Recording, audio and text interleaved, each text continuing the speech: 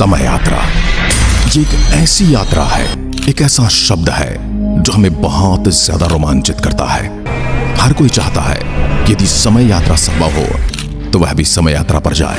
वह समय यात्रा पर जाए, अपने परिवार के उन लोगों से मिल पाए जिन्हें वह बहुत प्रेम करता है और वह अब इस दुनिया में नहीं है।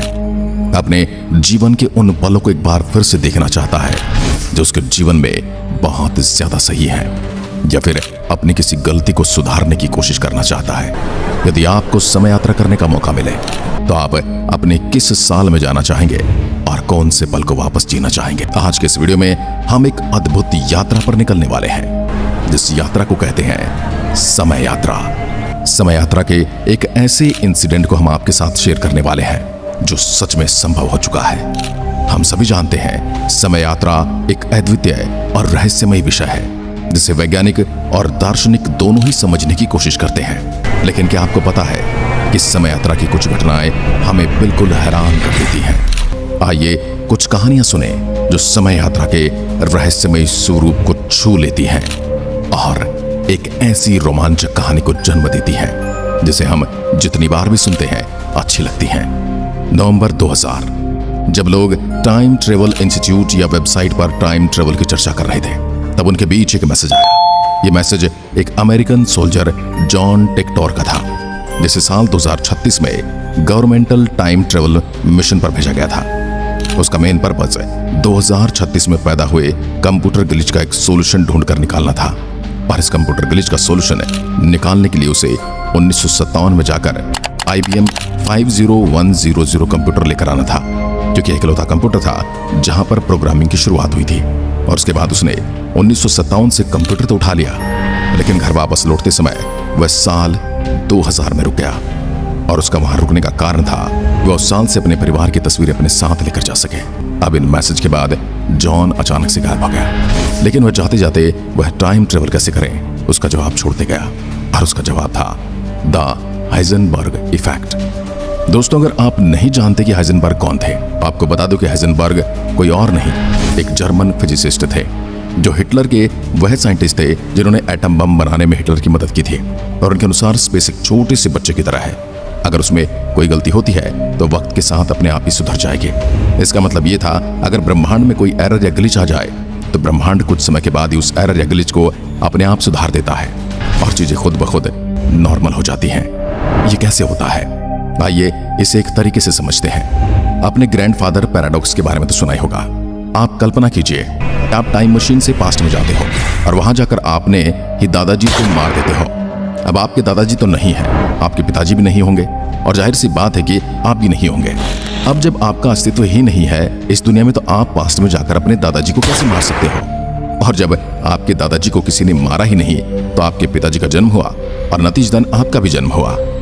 और जब आपका जन्म हुआ तो आप पास्ट में जाकर अपने दादाजी को ही मार दोगे।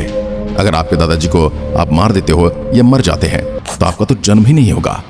आप देखा जाए तो यह टाइम लूप ऐसे ही लगातार इस लूप में घूमता रहेगा। मतलब एक गलती तो यहाँ पर हो रही है, पर अगले टाइम में वह गलती ऑटोमेटिकली अपने आप सुधर जा रही है। अगर हम इस कॉन्सेप्ट को ले लें तो इसका मतलब यह है कि टाइम ट्रेवल तो बिल्कुल पॉसिबल है, पर अगर आप पास्ट या फ्यूचर में जाकर कुछ बदलने की कोशिश भी करते हो तो वापस खुद ब खुद नॉर्मल में बदल जाएगी और आपको कुछ याद ही नहीं रहेगा। अब यहाँ पर बात आती है टाइम मशीन की। तो टाइम ट्रेवल करने के लिए इस मशीन का इस्तेमाल करना ही इकलौता सोल्यूशन नहीं है, और इसके अलावा और भी 2 रास्ते हैं जिनके द्वारा आप टाइम ट्रेवल कर सकते हैं। पहला रास्ता है पैरेलल यूनिवर्स ग्लिच, दूसरा रास्ता है time sleep. Parallel universe glitch को हम इस घटना से समझते हैं। आज से 5 साल पहले अमेरिकन यूनिवर्सिटी के सामने एक केस आया था जिसमें एक अनडिस्क्लोज्ड फैमिली एक छोटे से टाउन में शिफ्ट होती है। चीजें काफी नॉर्मल थी। लगभग सभी परिवार की तरह पति हर सुबह काम पर जाता, पत्नी घर संभालती, बच्चे स्कूल जाते और स्कूल के बाद दोनों बच्चे घर के पीछे खेलने जाते। यह बच्चों का हर रोज का रूटीन रहता। हर रोज की तरह जब बच्चे स्कूल से आकर जब बच्चे घर के पीछे खेलने जा रहे थे, तब उन्होंने जैसे ही बैक रोड पर पैर रखा, एकदम से माहौल बदल गया।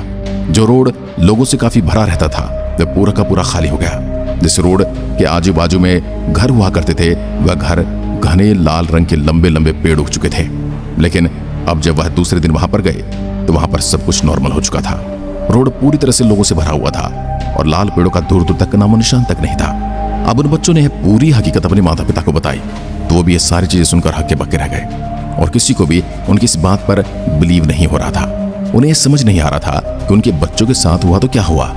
और जब ये इंसिडेंट वैज्ञानिकों के सामने आया तो उनका ये कहना था कि हो सकता है यह एक पैरेलल यूनिवर्स ग्लिच हो। अब पैरेलल यूनिवर्स एग्जिस्ट करता है भी या नहीं, इसे तो आज तक कोई प्रूफ नहीं कर पाया है। लेकिन पैरेलल यूनिवर्स हाइपोथेटिकल थ्योरी का पैरेलल यूनिवर्स ग्लिच एक बहुत ही इंपॉर्टेंट पार्ट जरूर है। इसमें जब दो पैरेलल यूनिवर्स एक दूसरे से ओवरलैप करते हैं तब कुछ समय के लिए ओवरलैप जगहों पर दूसरी साइड के यूनिवर्स की जगह दिखाई देने लगती है।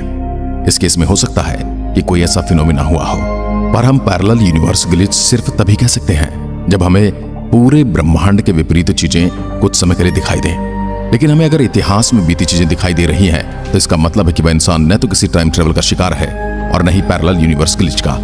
उस फिनोमेना का दूसरा नाम है जिसे हम कहते हैं टाइम स्लिप। अब जरा ये केस सुनो। साल 1901 की बात है।